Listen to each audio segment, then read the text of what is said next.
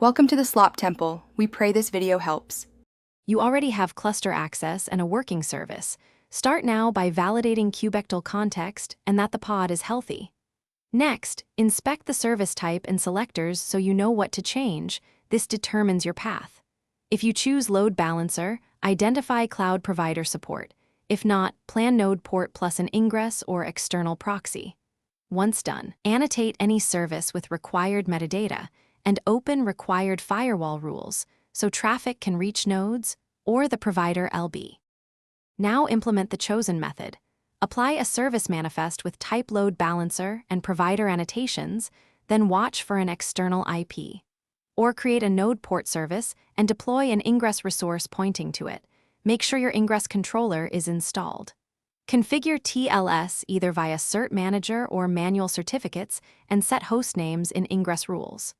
Once configured, update DNS/IA records to the external IP or load balancer hostname, and let DNS propagate before moving to validation. Finish by validating external access. Curl the public IP or hostname and verify application responses and TLS chain. If you get no response, check service endpoints, pod readiness, and ingress/controller logs.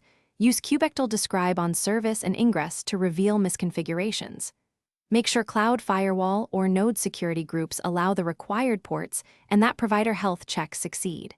If problems persist, temporarily port forward to confirm the app responds locally.